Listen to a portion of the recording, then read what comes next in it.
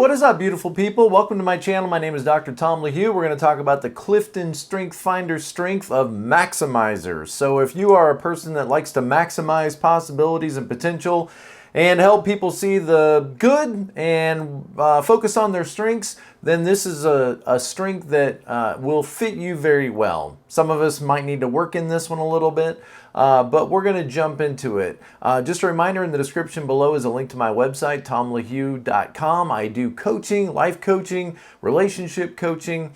I use the Enneagram as well as other resources to help you show up fully to life and reach your potential, and also to help your relationships, because I get it. Sometimes relationships can be challenging and you love each other, but sometimes you just don't get along. And I want to help you have a better marriage, a better relationship. Lots of great courses and information on my website as well. Check all that stuff out. Let's jump into this today, the maximizer. And I scored pretty high on this. I took the CliftonStrengthsFinder's test a couple of months ago, and this was number 8 out of 34 different strengths on the StrengthsFinder's test. If you're not aware of StrengthsFinders, if you're not really familiar with it, it's broken up into 4 different categories or 4 different domains. I'll put that up on the screen right now. Executing, influencing, relationship building, and strategic thinking. And this strength of maximizer comes under the domain of influencing. Influencing is all about people with dominant influencing themes know how to take charge, speak up, and make sure the team members are being heard. And so let's take a second, look at this card. I've got some other information for you as well as to what the maximizer is and what it means if you scored high on that, and then what you could do if you want to work on and develop this strength in yourself.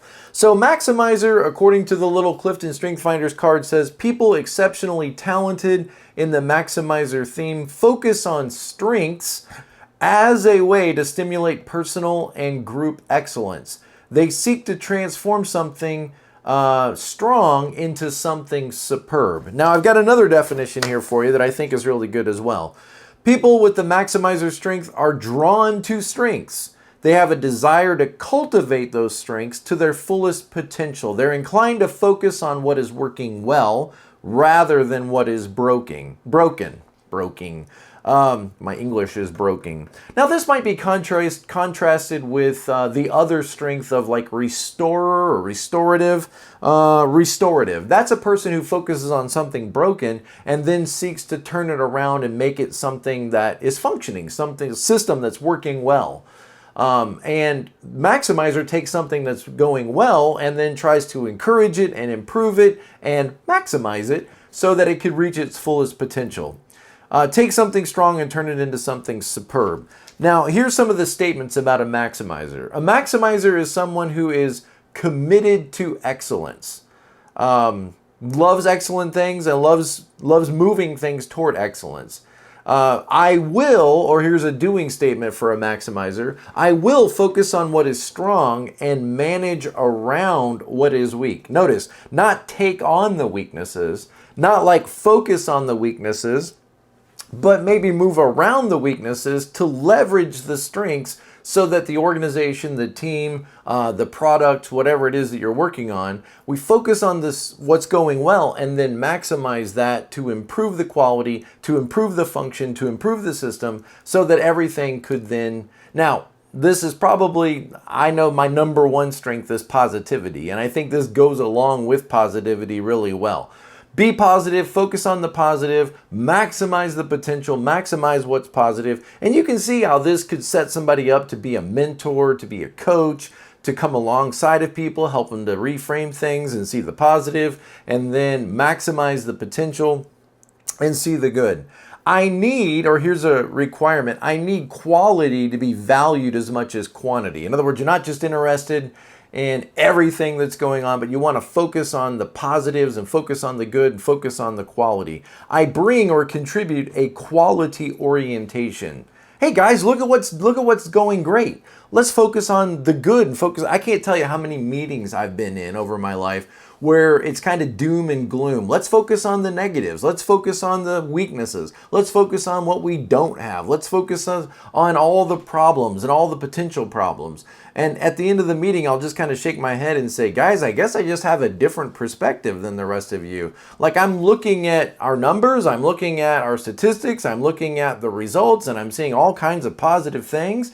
And I guess I just don't see it in such a negative light. Some people really focus on the problems, and we need those people who will focus on the problems, focus on what's not going well, and then what do we need to do to turn that around, or what do we need to do to change that? And I can completely respect that.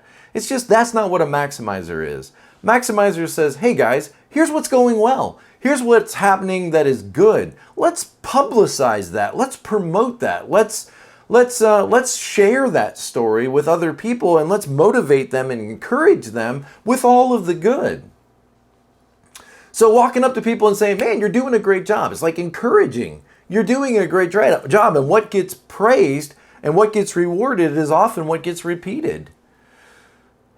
Okay, so what else we got here? I need quality over quantity. I love a maximum return on investments. I hate an obsession with weakness fixing, with always pointing out all the flaws. And here's a great metaphor for you. It is really good for relationships as well. Think about if you were in a cabin up in Minnesota in the middle of the winter and you're freezing, right? There's two ways to try to get warmer. One way is let's go around the cabin, let's point out all of the flaws, all of the cracks, all of the places where the cold air is leaking in and the warm air is leaking out, and let's spend hours focusing on every problem, every insufficient area, every deficit, and then try to repair and manage all of these to keep the warm air in and keep the cold air out. Or the other way is, why don't we just put a couple of logs in the fireplace and warm the place up really quick, really simply, by doing something positive. Focus on the positive rather than the negative. And then once the positives are going, once the fire is going and it gets really warm, it'll be a lot easier for us to take our time to go around and fix all the potential gaps, all the potential weaknesses. So two different ways of trying to energize, or two different ways to try to move your organization or your team or your relationship to better results. And I would say if you're in a difficult relationship right now, much better to focus on warming it up. Ask yourself this question rather than, what's wrong with our relationship? What's wrong with it? That's an important question, and we need to go there. But first say, what can I do right now? What steps could I take right now to take our relationship and warm it up and increase the love and increase the kindness and increase the attention and the affection and communication? What could I do right now to enhance and improve the general feeling of our relationship? And it's good for relationships, it's good for business, it's good for organizations, it's good for teams, it's good for your church. What can we do right now to warm up, to encourage, to strengthen, to brighten, however you want to say it? What can we do right now to make this a more loving, generous, kind, gracious relationship, organization, team? What positive thing could we do? And you'll begin maximizing your investment as soon as you start thinking that way. I hate the obsession with weakness fixing, with pointing out all the flaws. Well, that didn't go right. Well, this is a problem. Well, yeah, but this. Oh, I get it. Metaphor is from good to great. There's a great book, From Good to Great. I remember reading it years ago, where you take a good organization and you try to help them become a great organization. And that's what maximizing is all about. Leveraging your strengths to overcome obstacles and to accomplish all that you could be, to reach your potential. The barrier is picky and never satisfied. Okay, what else do we have here? An optimistic viewpoint, seeing the positivity, pursuit of excellence, building on the strengths rather than being all concerned and focused on all the weaknesses. A strengths spotter, catching people doing good things, catching people doing the right thing, spotting it, pointing out, encouraging it, stopping and taking time to say, man, you're doing a great job. Look at that. Look at what just happened here. This is a good thing. We should focus on this. Everybody loves positivity. Everybody loves to be around somebody who catches them doing good things. Quality over quantity, continuous improvement. All right, great. We could all grow in this. Maybe you didn't score high in Maximizer. Maybe you scored, maybe it's down in the bottom. Well, you can grow in this by becoming more self-aware, by maybe even taking a StrengthsFinder's test is a good place to start and say, well, what are my strengths? And then how can I focus on enhancing those and improving those? And as soon as you do that kind of work, you're doing Maximizer kind of work. Seek feedback, become a mentor or a coach, or maybe, hire a mentor or a coach, celebrate success, practice optimism, try to be grateful, establish clear goals. What Enneagram types might score high in this strength of Maximizer? Well, there's several of them that come to mind. Of course, type 3s, I think, have the potential to score naturally high in Maximizer. 3s are very success-oriented. They tend to be image-conscious. They want to excel and achieve and be recognized for their accomplishments. And they have a desire usually to continually improve their organization, their teams, and themselves. I think type 1s could potentially be Maximizers. They could easily be restorative people that point out weaknesses and flaws and seek to correct them. But I think they could also score high as a Maximizer because of their focus on integrity and perfection and getting things done right. I think type 8s have the potential to score high as a Maximizer because they tend to want to control their environment and to be strong and assertive and amplify their strengths for the best outcomes. And of course, I think type 7s.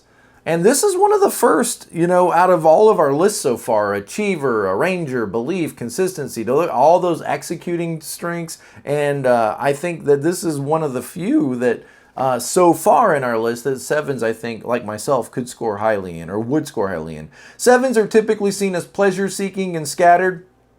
Hey, I resemble that remark. Their desire to maintain a high energy and embrace a variety of experiences might lead them to focus on their strengths to keep their enthusiasm high. Because who wants to be in an organization where everybody's down all the time, where everybody's focused on the negative, where everybody is, navel-gazing and criticizing and complaining? Who wants to be a part of that? I don't want to be a part of that.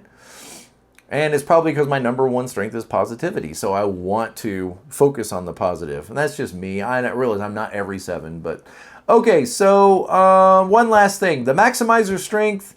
How could we, or why would this be a hard thing for some people? Why would some people score low on this?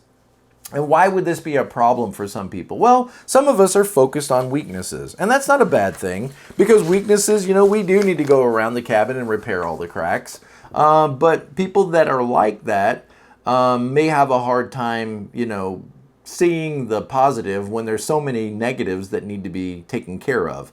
Maybe a fear of complacency, like if we stay on the positive side of things and we're always pointing out our strengths and then we're burying our head in the sand when it comes to our weaknesses, and that's no way to improve. It feels like you might be giving up the standard of improving things and becoming complacent. Perceived arrogance. If I'm going around talking about how great we're doing or how great our organization is or how much I've accomplished, then people might get the wrong message. There's a fear that people might think I'm self-absorbed or being arrogant. A lack of self-awareness. Just not paying attention to everything, not seeing. Sometimes, you can't see the forest for the trees, and sometimes you don't see your own strengths because you just become accustomed to them that you don't really think to highlight them. You become familiar to you, overly familiar.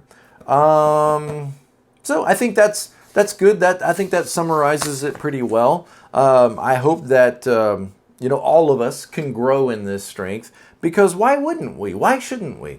Yes, we need to take care of our weaknesses. Yes, we need to work on a lot of things. All of us have lots of opportunity and potential to work on all of the weaknesses in our life. But don't undersell yourself. Don't underestimate your value that you bring to the table. And maximizers really want to point that out, want to slow down and say, look at all the good, look at all the positives, look at all the great things that we're doing. Take a moment and celebrate these successes and promote these successes. And together, we will move toward a great outcome and greater objectives and greater performance. Thank you guys. Love you guys, appreciate you, and as always, be present to life. I'll see you next time.